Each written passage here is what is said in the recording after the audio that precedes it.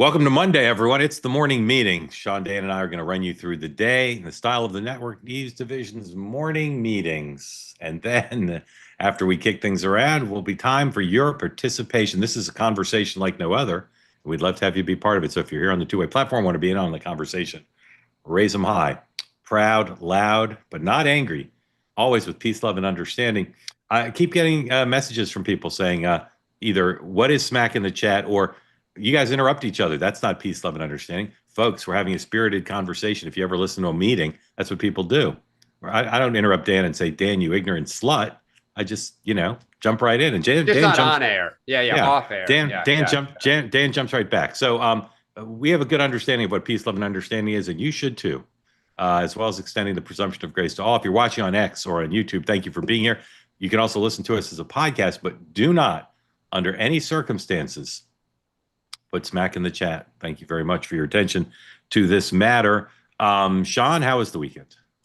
Red Sox made the postseason. Patriots won. What could be better? Gentlemen, we have a Yankees and a Red Sox fan here. Where is that game? Where is that game? Is that in New York? It's a series. First off, it's a series. It's Tuesday. It's a wild card playoff. Yeah, but is it one game? It's 2 out of 3 or one game? 2 out of 3. You got to win 2 out of 3. So I'm not sure. I'm going to guess it starts in New York, right?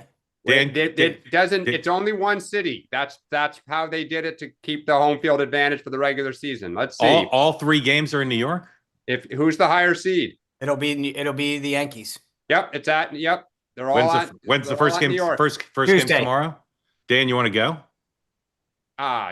The answer always is yes to a playoff game. Period. All right. God, it's going to be embarrassing losing in New York. No, are you going to wager a Fairway and Greene shirt? We're based some it's some Knishes and some stone crabs or something. Dan, I'm free tomorrow night, so let's get tickets. Sean, come up if you can.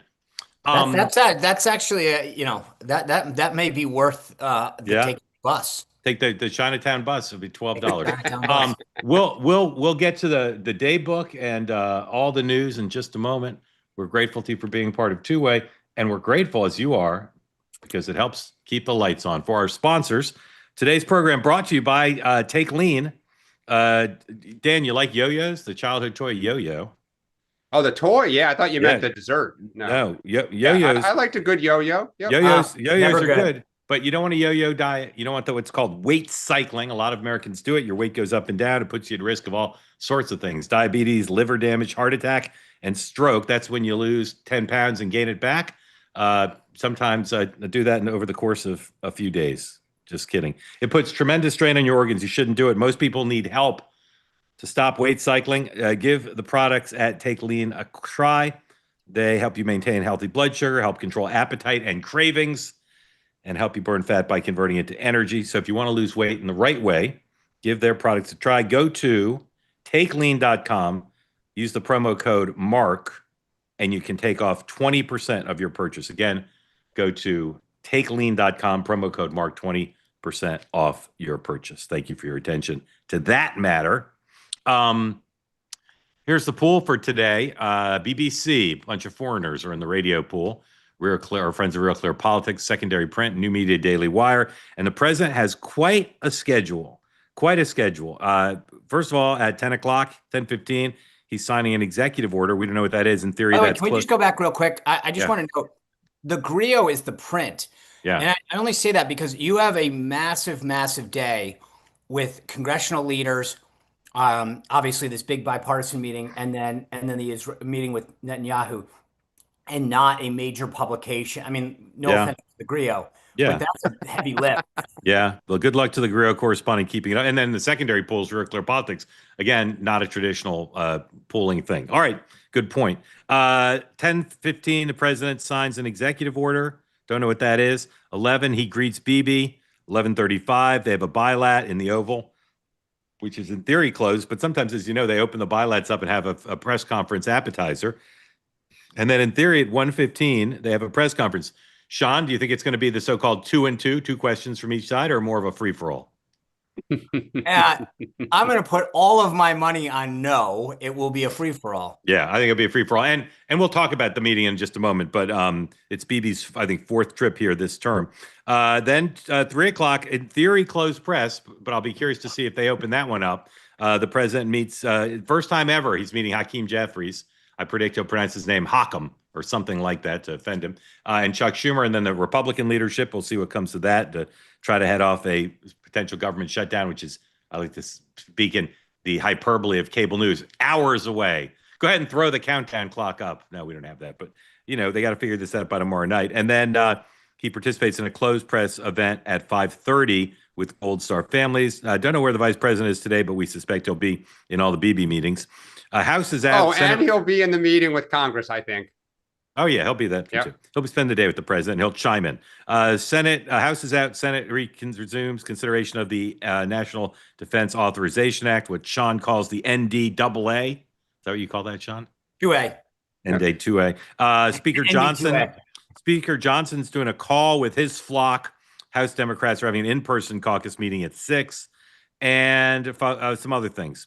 Tyler Robinson is having a virtual hearing today at noon Eastern. For a waiver hearing.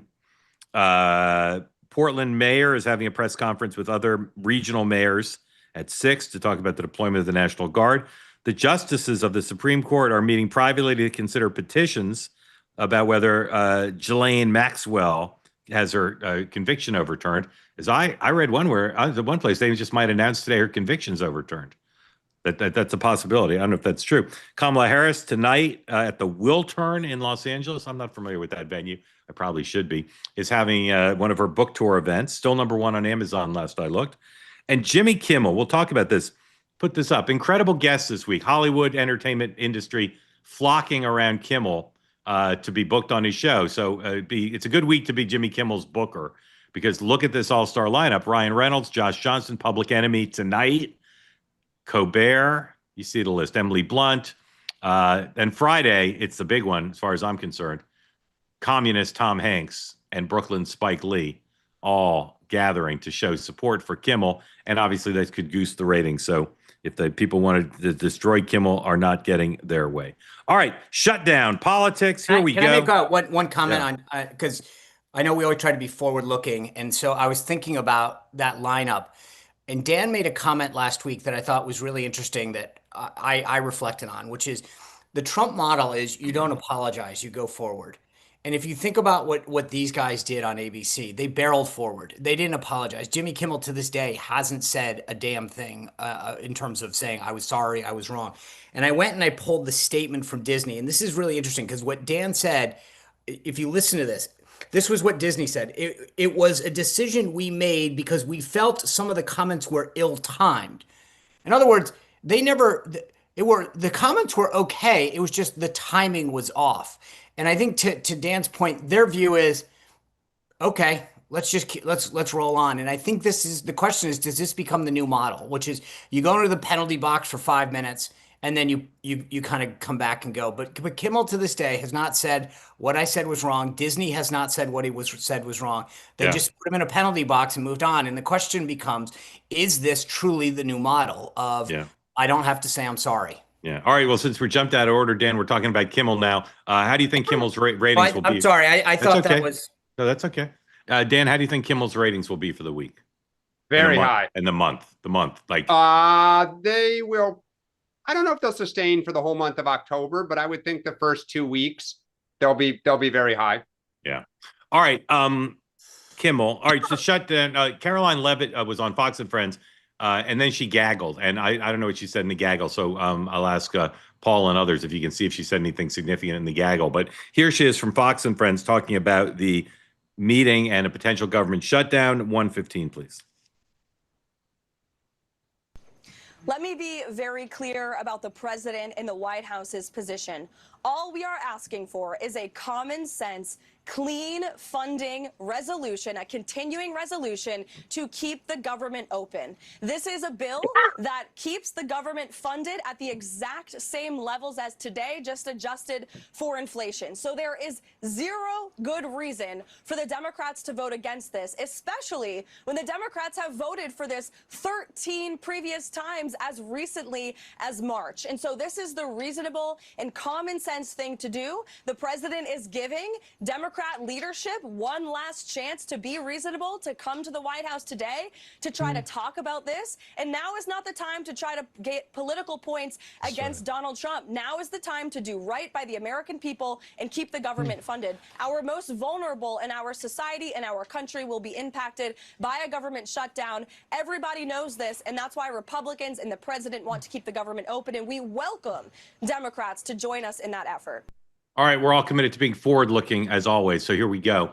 First of all, Democrats say the meeting itself is a sign that the White House is panicking and feeling vulnerable. I don't know about that. Let's just do some quick yes, no. Sean, will there be an open press photo op? Yes. Dan? Yes. Sean, will Schumer and Jeffries go to the stakeout afterwards and speak to the press? 100%. Dan? Yes. Okay, so we'll see this as you guys believe in 2 acts. We'll see a photo op and then then there'll be a meeting that won't be open press. Wait, photo op, or will they roll video and Trump's going to speak? No. That's what I mean by photo op. There'll be questions and they'll have part of the meeting. Yeah. They'll have part of the meeting in front of us. They'll have a private meeting, then there'll be stakeout. So, Dan, if you were staffing Schumer and Jeffries and they said, "What's our goal? What do we want to accomplish here?" What would you tell them their goal should be and how to execute that? I would just keep it to one thing or 2 things. We agreed that we need to have the CR extended, but we have to deal with healthcare. We have to deal with the Obama ACA. Just stick to that simple message. That's it. And if the president tries to bait them into a Trump Pelosi style smackdown, if he starts insulting them or mispronouncing Jeffrey's name, would you advise them to be pugilistic or to rise above?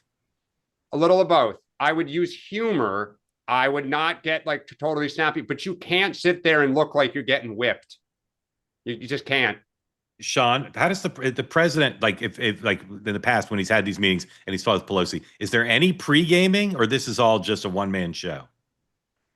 I've seen it both ways. And I think it just depends on his mood and I mean, I've seen them attempt to. There's been pregame attempts that have not helped, but meaning like they get him wired up, and he goes, "I know how to do this," and so we'll see. I got to think that part of the reason that I didn't like the idea of it happening in the first place is that Schumer and Jeffries obviously want to come in and just get him to agree to, Mr. President, can't we just do this and then we're on board, and he would reflexively say sure or something.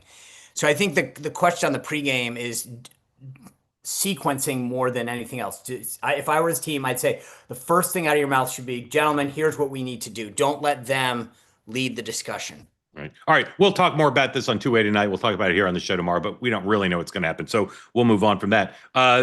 Put up number 104. Bibi at the White House today over the weekend, first leaking and then I believe somewhat formally putting out this 20-point plan. Peace plan for Gaza. AP headline: Netanyahu and Trump are set to meet as pressure mounts to end war in Gaza.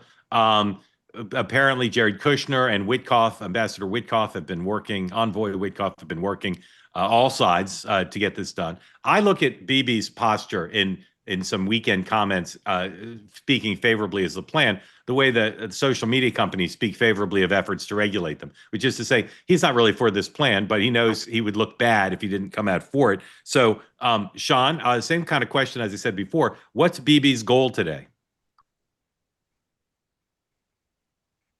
I think his goal is to lay out a plan that the president says, fine, go ahead and move forward. What I would worry about, the problem that I think that Israel writ large has is I look at it like trade 15 years ago. You are losing the American people iteratively with each of these things. And the problem is you may, in the short term, get what you want with Trump, which is the acquiescence to go into Gaza and do certain things. But I think by the end of the Trump administration, you've really started to lose any of the traditional U.S. support on a bipartisan basis that Israel once enjoyed. Dan, Bibi's pressured by his domestic politics because there are people in his coalition who do not like this plan. I keep seeing these reports that this is make or break, and if Bibi doesn't do what Trump wants, the relationship will be shattered. I think all that's crap. I think Trump and Bibi are going to be aligned no matter what. They'll pressure each other. But is today's meeting more, in your view, about finding common cause, or about Trump trying to pressure Bibi to really support the plan? So the history of this is that Netanyahu is the one who does the pressuring. That I think he's going to try to pressure Trump to see the light about why he needs to finish the job as he sees it, and why they're never going to allow them to go. But is that compatible with this 20-point plan? Well, so I mean, that's the thing, right? I think in the history of Netanyahu with U.S. presidents, never has Netanyahu gone into a meeting where it's like, yes, sir, no, ma'am, type of thing. Okay, I'll agree to what you want. He lectures. He's so headstrong. So I think the goal is to come out where they'll say nice things about the 20-point plan. But every time he's come to meet with Trump, something big has happened within 2 weeks afterwards. All right. And I think he's coming here to say, I'm going in the next week. Yeah. It's going to be big. It's going to be overwhelming. And you're going to shut your mouth and not say anything. All right. Exit question. 0 meaning. Well, wait. Can I just add one other thing? Yes, sir. The Trump people are beginning to follow the Biden playbook of this. We leak, we're upset, but in private, we green light. We leak, we are upset. And I think Netanyahu just laughs at him. Okay. It's laughs at him. No power. Okay. Mandatory exit question. 0 means totally unhelpful.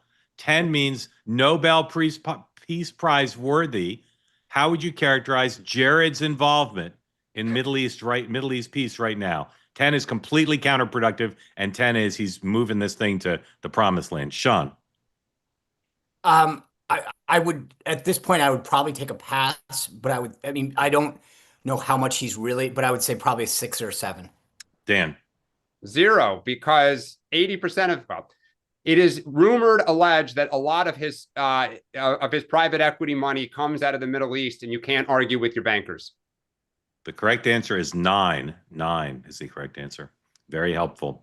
Very helpful. The history books will show what he did this weekend. Very helpful. Okay. By the way, walking around the Upper East Side, you could see where they were moving around. oh yeah. Yeah. New York's been crazy the last couple of days. Every time I go out for a run, I'm almost run over by a motorcade. Okay, we can spend the hour talking about Comey and lawfare and all the other people who might be indicted. Dan, just give me what to look for this week in lawfare. What are you looking for in lawfare this week? What is the next shoe to drop? Like who is the next? There was rumors John Bolton on Friday afternoon, but it didn't happen. I would imagine somebody else will this week. And I just want to say, I thought what was crazy was over the weekend, the stuff about January 6th that like the Post and everything ran with, and then they all backed off. It took Kash Patel coming out to say nothing to see here.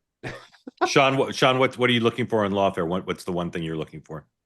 I agree with Dan. I mean, I'm trying to figure out if this isolated to Comey or the threats against people like Bolton. Yeah.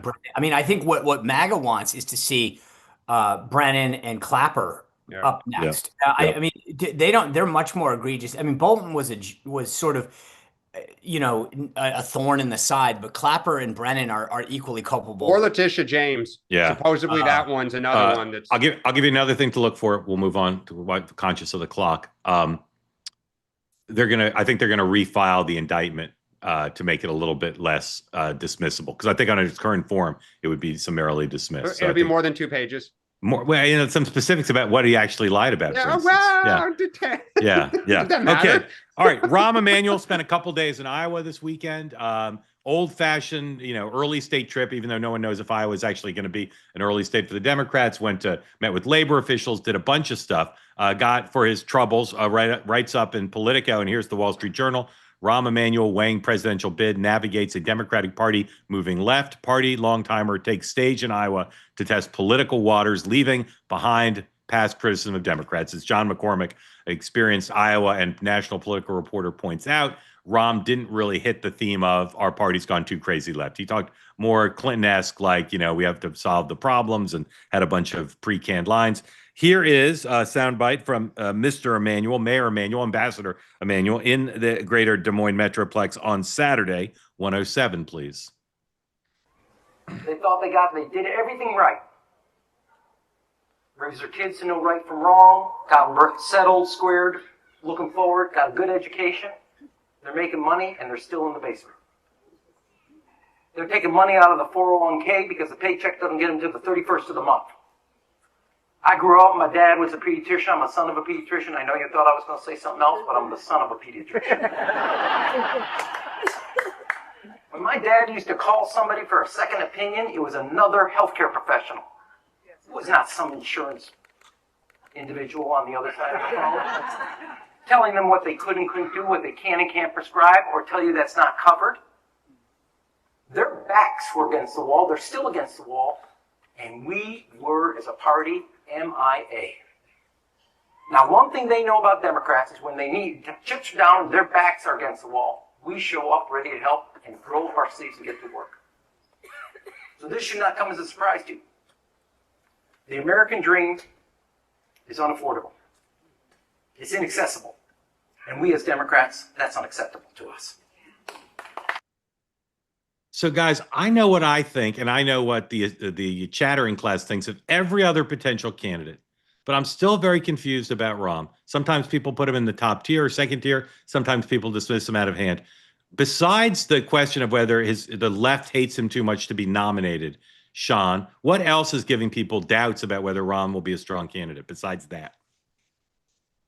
I'm sorry, can we rephrase? What else besides this one thing of his record as mayor and his right. tweaking of the left means he can't get through the liberal base, and therefore he can't win enough votes. But besides that question, what else gives people doubts about whether Rahm could be the nominee and could be president? You can say short Jew if you want. That's fine. Don't be shy. He's missing a finger. Yeah. All right. I mean, maybe you say nothing. Maybe you think that's it. I think that like it depends on like the reason I asked you to ask the question is because like his connection to the Clintons, like he's too much of the past is kind of what I would say. Yeah. And so I don't know if that is what you were sort of excluding, but I think he's not the future. He's the past. Yeah. 4 years ago, of course, or not 4 years ago, last year, the Democrats were on track to nominate someone even more from the past. So, I know. I'm just. Well, but like that's it. I mean, you're talking about a party looking to turn the page, and he's got 40 years of scar tissue, and is most closely associated with two people, Clinton and Obama, who are not popular in the party right now. Okay, I think, but for me, it's not just a timing thing. The problem with Rahm is I think that I don't know how to say this without like I think he's too honest about his beliefs that he's not willing to contort himself to the far left. Well, but sorry, Mark, go ahead. No, you go. Well, I think the one thing that with Rahm that I'm really curious about is when does he pick a fight that the left loves and get at the tip of the spear and drive it at Trump? Yeah. Because Newsom wasn't loved by the left a year ago. They thought he was a chameleon. They weren't, they didn't trust him. But what he's did on redistricting, the left loves him. It's a brilliant question why he hasn't done it yet. Right, because I think if he does, with his mouth, with his social media kind of like, I mean, he does snark better than anybody. Yeah. The left would go berserk if he could get in Trump's head. And if there's anyone I said could put a point on the board against Trump, if I had to wager for our party, it would be Rahm. Who's currently in your first tier, Dan? AOC and Newsom alone in the first tier? And I think if Rahm could clear that bar, I'd put him there. But AOC and Newsom. But otherwise, Rahm's in the second tier. Correct. Sean, is that same for you? I sort of, as I said the other day, I've got like a car crash of the sort of the Whitmer, Bashir, Westmore, Shapiro. Like somebody's going to break out. The problem with Rahm, like I said, is I actually think as a politician, he's better than anyone. I think he's better than Newsom to some degree, but I just can't see the base of the Democratic Party letting him. Yeah. See, if I were him, like I'd jump in the healthcare fight now because it's about working class people. You did it in 06. You helped pass it in 06. You know the bill inside and out. I would get out there, and because right now there is no, is it Schumer? Like everyone laughs at it. So that's where I would, if I were him, pick the fight. All right, this Pentagon meeting tomorrow, the president's now going to go speak with Secretary of War Hegseth about to the military brass from all over the world, U.S. officials. I think at this point it's much ado about nothing. They're just going to have a pep rally and tell them what, give them marching orders. Washington Post, which has been leading on this story, Trump to attend gathering of top generals upending last-minute plans. Hundreds of top military officers and staff have been summoned to Virginia on short notice for a speech by Pete Hegseth. Trump decided this weekend to attend the meeting, adding new security concerns. Guys, am I right? This is much ado about nothing. We can move on. It's just like he's having a meeting. But also, can I just say this? Like the idea that it's at Quantico, and if you know anything about like what happens at Quantico, like just on a normal day, it's a pretty safe place. Yeah. The idea that SecDef was going there and all these guys, like this idea that like they're meeting in like some open field in Iowa during the state fair. Yeah. It just, the media literally loves to like create problems. They're like, and it's on a Tuesday where there'll be a full moon. Right. Like, Dan, there's no there, right? It's just a meeting. No, there's a there, which is, it's utterly ridiculous. And you're just having a pep rally with the entire military. Okay, first of all, that's all right. A pep rally. What's the precedent of calling everybody in? Who gives a crap what the precedent? I don't know. It's the same. It's they're having an in-person meeting because some bosses like to see people face to face. Okay, so you think there's real substance to it? You think there's real substance? I think meeting with all the commanders to say here's our point of view. Here's the playbook. Here's the hymnal. And doing it face to face. I mean, I'm not sure that's what the meeting is, but if that's what it is, I just think it's just a meeting, and they want to do it face to face. Would any for-profit industry call in their entire leadership to just say, "Rah, rah"? Yes. It happens all the time. Oh, okay. Yeah. Pre-COVID, it happened all the time. All right. New York City mayor's race. We'll try to do this quick. We can spend an hour on this one too. Adams is out. Mondami's celebrating. Here is the woman who heads the big business. Kathy Wild, yep. Kathy Wild has the big business partnership for City of New York. She's like in charge of like the business. It's like the New York version of Business Roundtable. Here she is on Squawk Box this morning saying gobbledygook. I think the business community is very split all over the map. I don't think who is mayor is ultimately going to determine the fate of New York City. We're going to have to work harder to make sure that that is the case. We're going to have to depend on the support of the governor and others to make sure that is the case. But I think, I don't know what's going to happen in the election, but I don't think that I think New York City has proven that we're highly resilient, that we have survived plenty of less than adequate mayors. All right, this is all gobbledygook. Survived lots of bad public policies. Seems like she believes the conventional wisdom that it's quote unquote too late, even though Adams is out, for Cuomo to still win. And the conventional wisdom is wrong. On the current trajectory, Mondami is a lock. We got 2 debates coming in a couple weeks. We have negative ads about to come, I believe. And we still don't know. I don't think Sliwa will get out, but his vote may be diminished down. And let's see what the 3-way and 2-way polls look like with Adams out of the race. So, Dan, where are you on your famous mayoral percentages? What are Mondami's chances at this point of winning? Today it's 100 because he's up by double digits, but there's stuff to come. So what is the actual percent chance of winning? Yeah, I think it's about 80%. I agree with you. There's still a chance. I mean, if I were Cuomo, I would be upset with Kathy Wild because that's as close as to an endorsement as she would come, which is like it's going to happen. Of Mondami. Of Mondami. Yeah, I mean, accepting that he's going to be the mayor. It's a reality, and it was like, I mean, I don't think we showed part of it where she's like, yeah, the mayors aren't really that big of a deal. They need the governor. There's other people.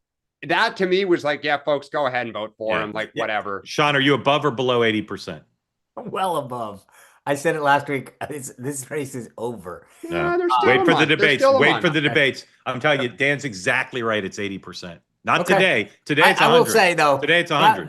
That was basically the business community version of a hostage video. White flag. That was like, listen, we are definitely going to be all right. One more topic, which is Portland. Over the weekend, everybody was all up in arms. I swear to God, I saw this. I didn't dream it. Some CNN correspondent, I never heard of the guy, reporting from Portland said the protests in Portland have been mostly peaceful. That's what he said. Mostly peaceful protests. In any event, they're not. There's no big clashes yet. There are no big protests yet. But no, it's evolving. Dan, is this story going to pop back up, or is nothing happening? No, it's going to pop back up. I've actually spent time in Portland for work over the years. It's a beautiful city, but it has a huge homelessness problem. It has a drug problem. And if you recall during the George Floyd stuff, I mean, they were attacking federal officials or agents like police and stuff back in 2020. I think Trump knows what he's doing. This is personal for him going back to 2020. I imagine we're going to hear more about it. Sean? Portland is the San Francisco of Oregon. I mean, it's, to Dan's point, it's not well run. And I do worry, as I said before with DC, I think that letting these guys, making them come ask versus going in there is probably, you're risking a lot every time you do that, that something goes wrong. Yeah. All right. In a moment, we're going to get to your questions and comments. If you'd like to get in on this deal, as Bill Clinton would say, this is a rigged deal. It's not a rigged deal. It's wide open. Raise your hand if you're here on the two-way platform. We'll call on you. You'll unmute. You'll tell us what's on your mind. But first, gentlemen, a reminder, this program also sponsored by our friends at Fairway and Greene. This weekend, my son, I'll be honest, as he always says, Dad, I'm not that invested in two-way. And so we were going out, we were going to Boardwalk, and I didn't want me to wear one of my Fairway and Greene shirts with the logo. So I put on one of my old golf shirts from Brand X. Guys, uncomfortable. I almost threw it away. It's just uncomfortable. We're talking about premium products here, classics. And of course, now you can get them not only with the two-way logo, morning meeting logo, but right on the arm, you can get various catchphrases. And right now, if you go to two-way.tv/fairway and use the promo code 2way20, Sean, tell them what they've won. Well, Mark, that's a great question.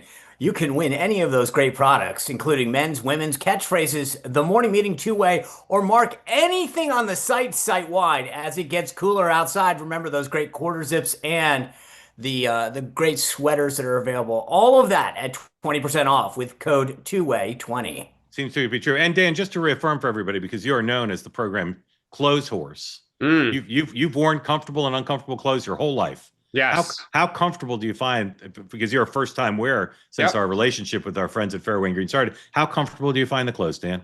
Incredibly. I've actually fallen asleep on the couch in my shirt and woken up, felt fresh. And I will say, we had two kids at the Ryder Cup. They bought Fairway and Greene Ryder Cup attire because they like the Fairway and Greene now. All right. Again, go to two-way.tv/fairway, 20% off using the code 2way20. Again, it's really comfortable, beautifully made. It's the most beautifully made stuff I own. And it'll help out the program, and you'll feel even more part of the community than you already do, as if that were possible. Thank you for your attention to this matter. Ladies and gentlemen, kicking off the program, community segment is none other than Sally G. Sally G, welcome in. Thank you. Unmute. Tell folks where you are, what's on your mind, and thank you for being part of the two-way experience. Hi, thanks for calling on me again. Sorry, I stepped away from my screen last week for a phone call. All good. I, like Carrie, am from a lovely Western Chicago suburb, but I moved to Colorado for college, lived there for 25 years, and I now live in Northeast Florida for the last. Where in Colorado were you? Steamboat, Boulder, and about 20 years in Denver. Wow. Beautiful. All three beautiful places. Do you have any guesses for the lovely Western Chicago suburb I'm from? Western. Winnetka. You referred to it as lovely last week when speaking to Carrie. From where the Dick Cheney thing happened? Yep. I can never remember. What's the name of that place? I was there. Naperville. Naperville. There. Naperville. I love Naperville. The Main Street, just gorgeous. I don't really recognize it anymore. I haven't had it for a long time, but it was once the #1 place to raise a family. Yeah, it's a beautiful place. Thank you for coming. Tell us what's on your mind. I mean, I have so many different questions I could ask.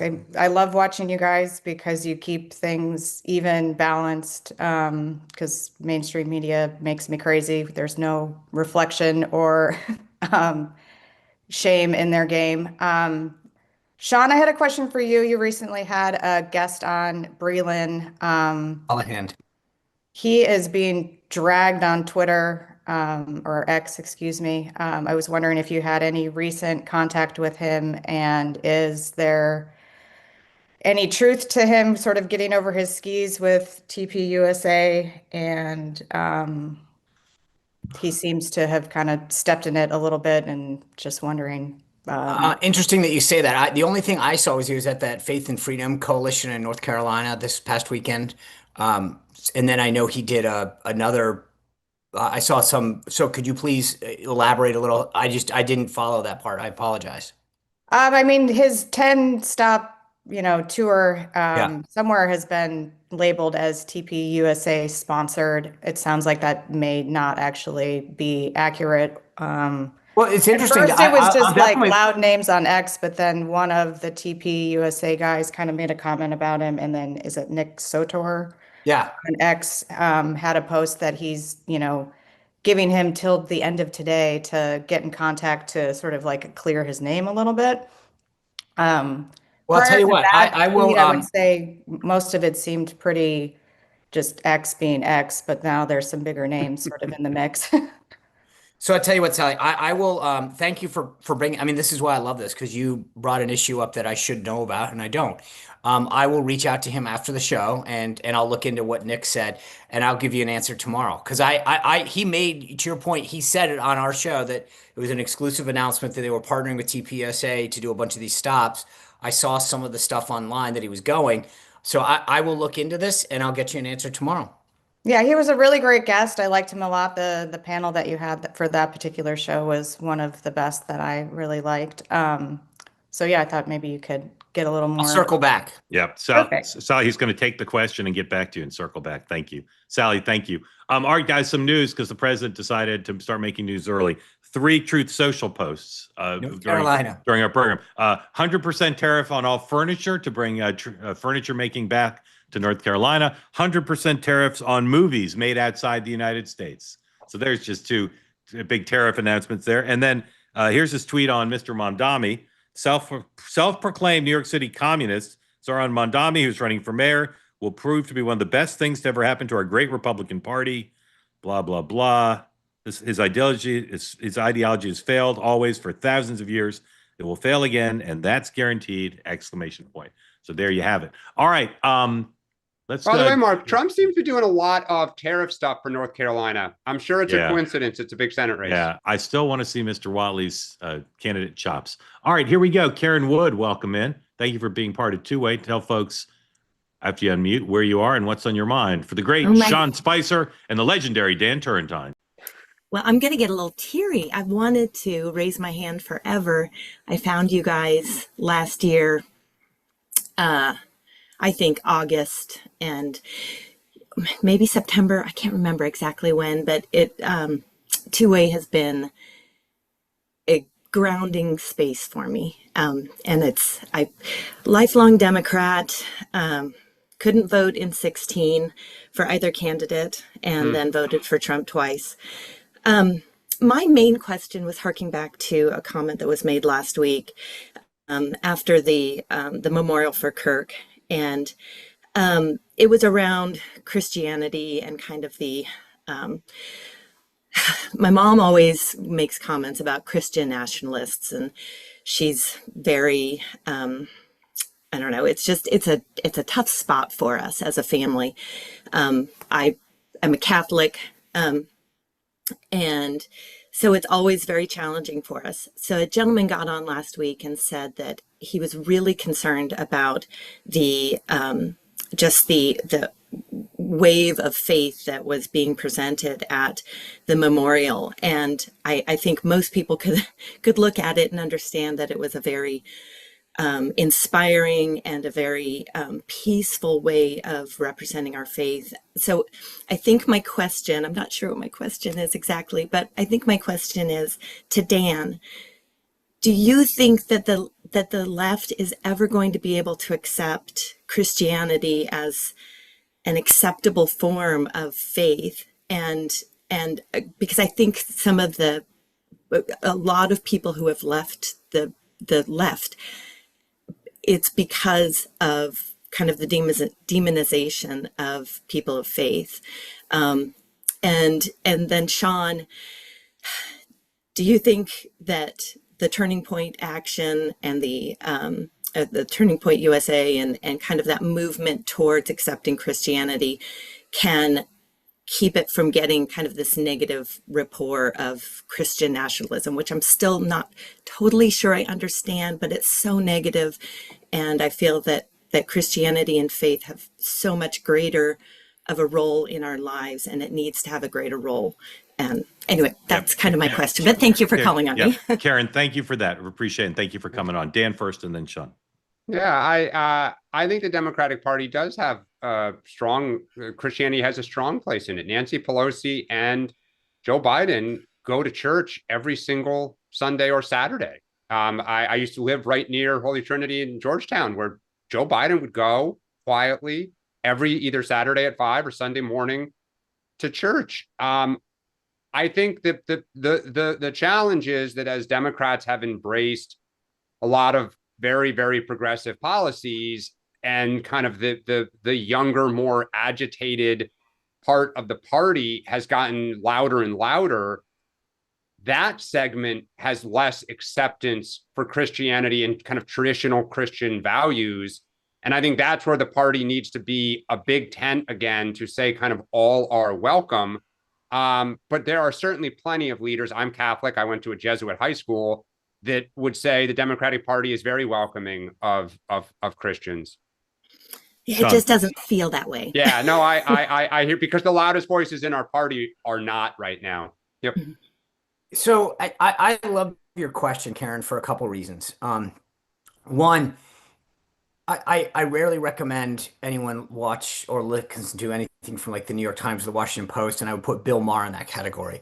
But his monologue, or whatever he calls it this weekend, is worth watching, and maybe we can play it tomorrow. But like, and I know that's because it actually talks about the future. And I posted it on my Instagram, and if anyone's interested, but basically he just says that if you're the Democratic Party needs to start realizing that it can't force people to conform to the far left forces of it. And that does include religion. And if you think about what being a Catholic means right now, at least a Catholic in good standing, there are certain things that are not consistent with the current policies of the Democratic Party. And the Democrats' view is if you don't support our liberal view of the world, then you're a bad, inherently horrible person. That's a problem. And I think that, but at the same time, I've had more, to your point about Charlie and stuff, more Catholics in particular, and sort of ask me if I feel concerned about in the last week than I ever have. And it was weird because I didn't see it the way so many other people did. And the way that you're expressing it. And I've sort of realized there's a lot of people who have expressed concern about sort of what they view are attacks on the church and the way things are being perceived in a way that I hadn't fully appreciated. And I think it's definitely worth watching, because post Charlie, I look and I go, if you look at what happened at Charlie's funeral, right?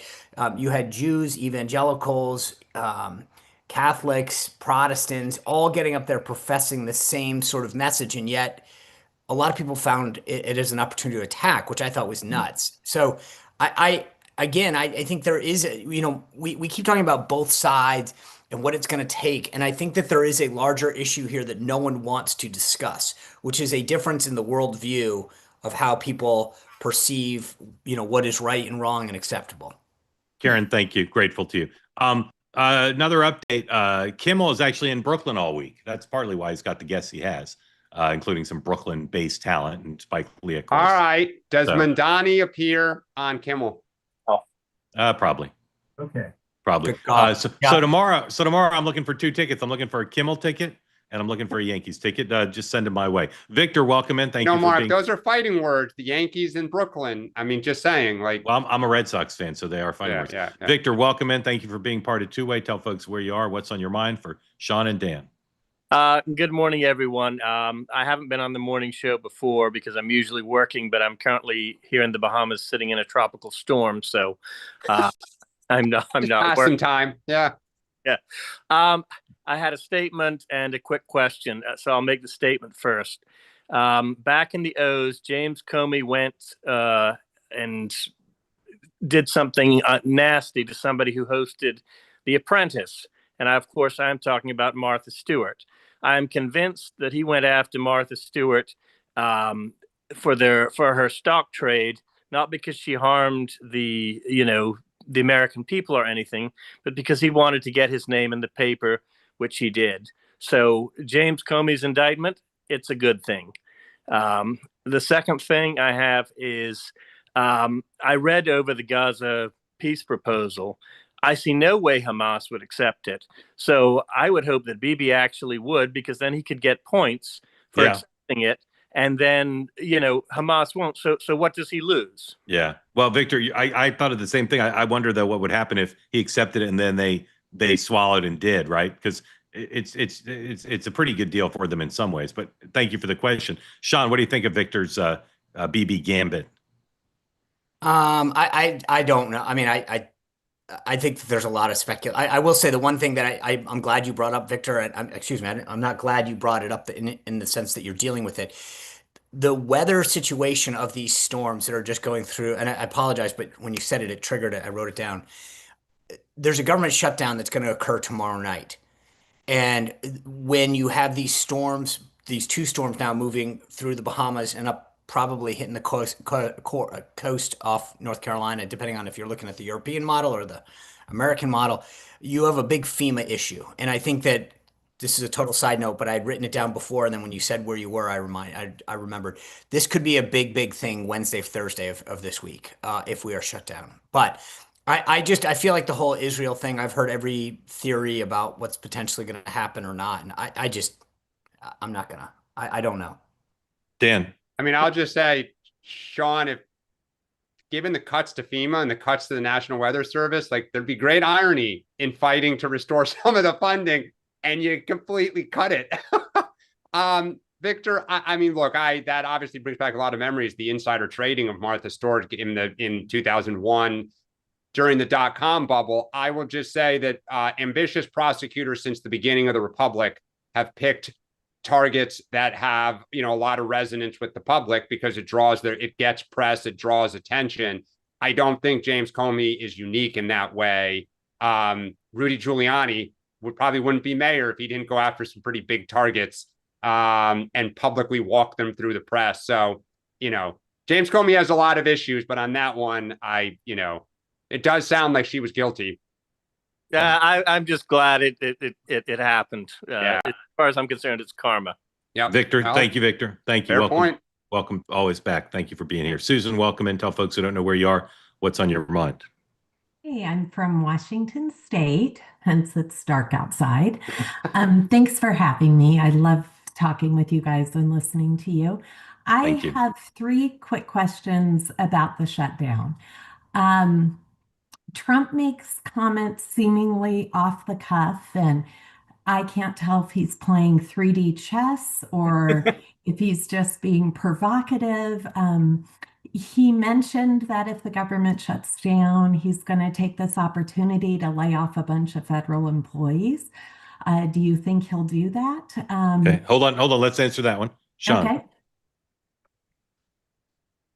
I'm with you. I think it's great because you don't know, and that's the beauty of this. I will say, I don't think that many, because the actual order asked the agencies to prepare a plan for a reduction in force, and that more sounded like an option than a directive. The way the order was written, I think it's a tactic at this point.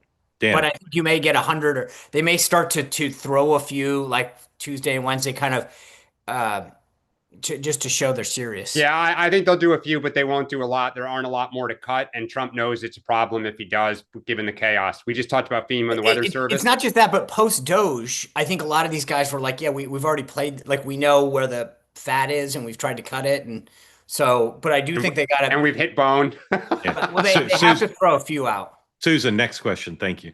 Okay.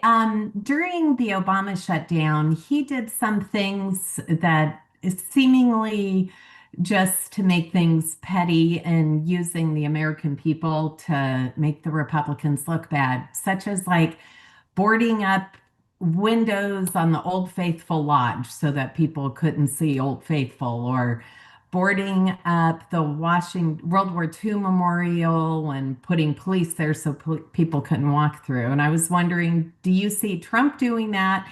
If so, what it would be? And then my last question is, which side would win the shutdown? All right, Dan, you want to take those both, and then Sean?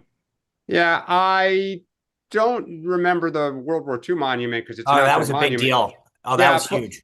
I think that your point being, sure, I'm sure Trump will do some version of this. He'll make sure certain things stay open. He's going to make sure military get paid and that kind of stuff. But then you want some things that the public feels a little bit of pain. So they say, gosh darn it, reopen the government, pass the, CR, like stop playing politics. So everybody does it. I'm sure it'll continue. Who's going to win? If I had to bet, I think it's Trump because the message is simpler, clean, continued. We've always done this. I think if Democrats can make this about just healthcare for 5 million people, primarily in red states, they may have a chance. Sean Spicer. So I agree. I mean, I said this last week. I think they're going to do what they can to minimize the overall effect so that you don't feel the pain because they don't want you to think it matters. What I do think, to your point about the petty, if you want to call it pettiness, is they will go into blue states.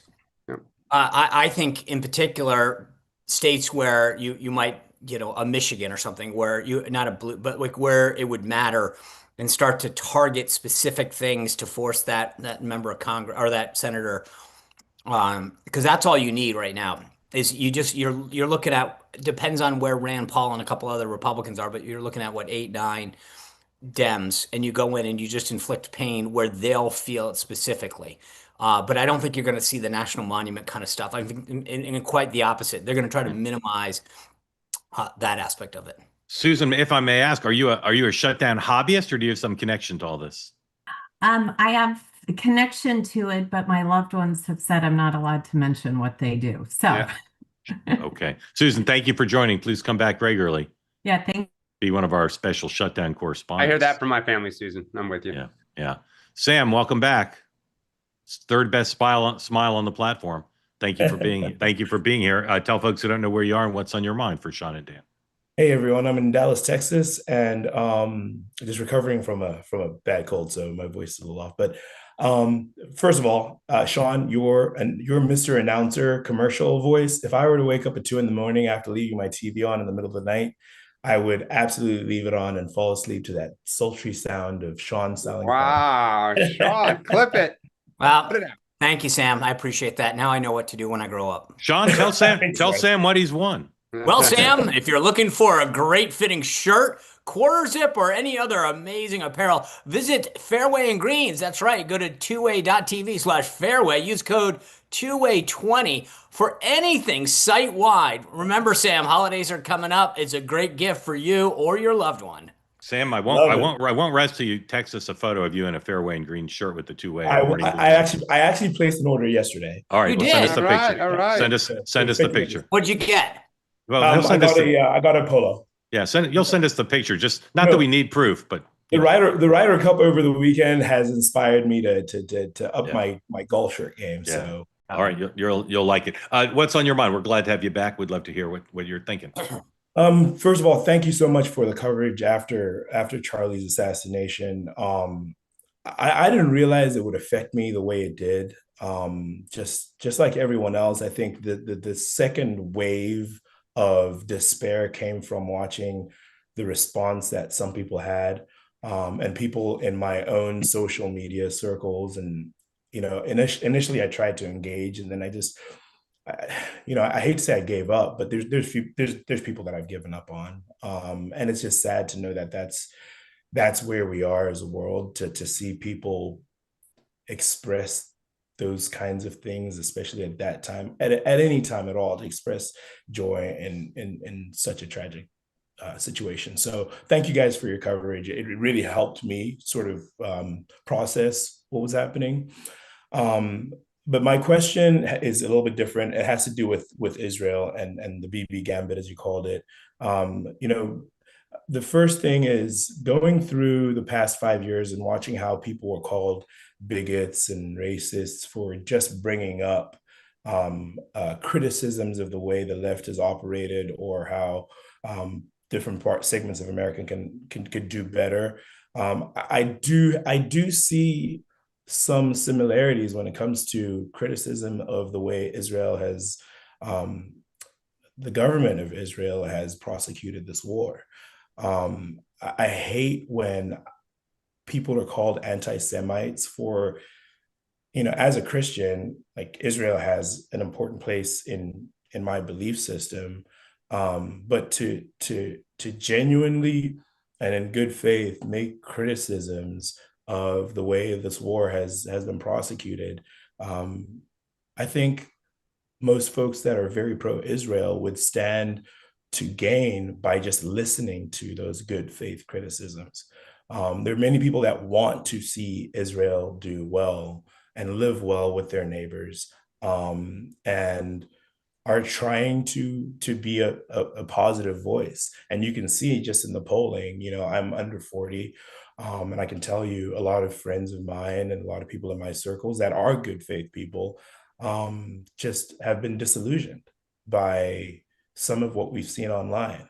I'll mention one video in particular that I saw of a lady that she was in her apartment somewhere in Gaza, and she was watching the pamphlets come down telling people to leave. And I remember thinking to myself, yes, it is good that they're being warned that a strike is coming. But if someone dropped a pamphlet in my house here in Dallas and told me, leave everything you know, I don't even know where my mind would go. Yeah, so trying to have empathy for the innocent people who are Yep. being led by this terrorist organization, it makes it much more complicated than Yep. pro or against. Yep. Sam, beautifully stated. Thank you. Quick comments from Sean and Dan, because we're up against the clock a little bit. Sean. It's a great point you're bringing up, Sam, but we can't.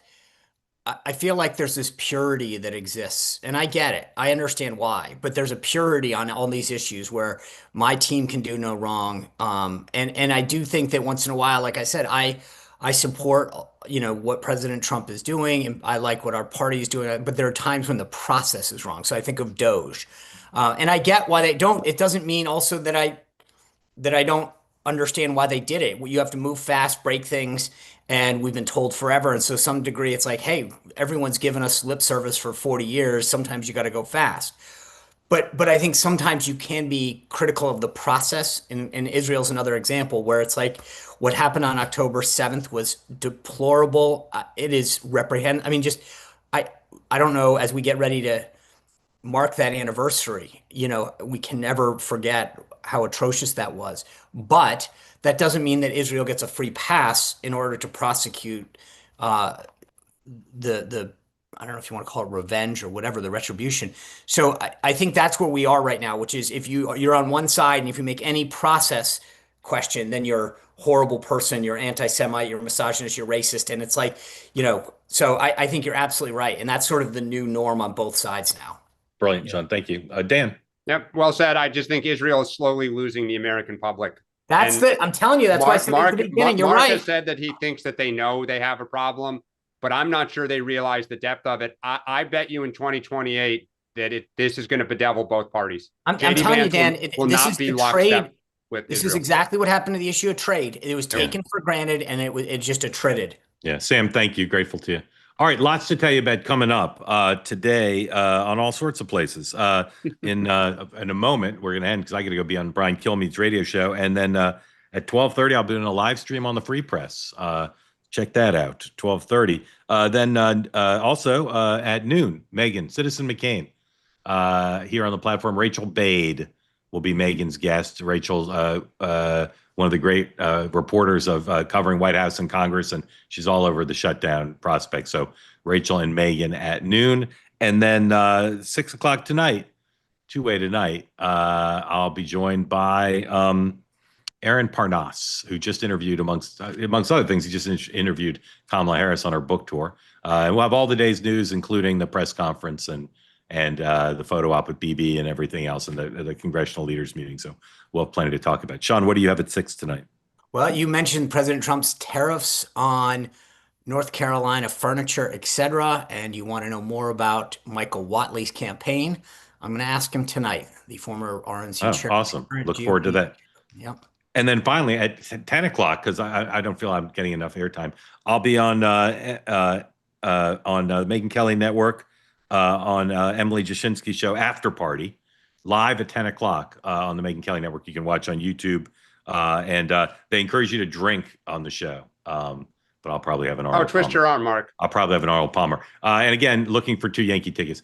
Thank you, Red Sox tickets. Thank you for watching. Grateful to everybody for being part of the community. We'll be back in 23 hours, and we'll have plenty to talk about tomorrow because there's a lot of news this week. And Kimmel's in Brooklyn. Thank you for watching. We'll see everybody in 23 hours. Have a great day.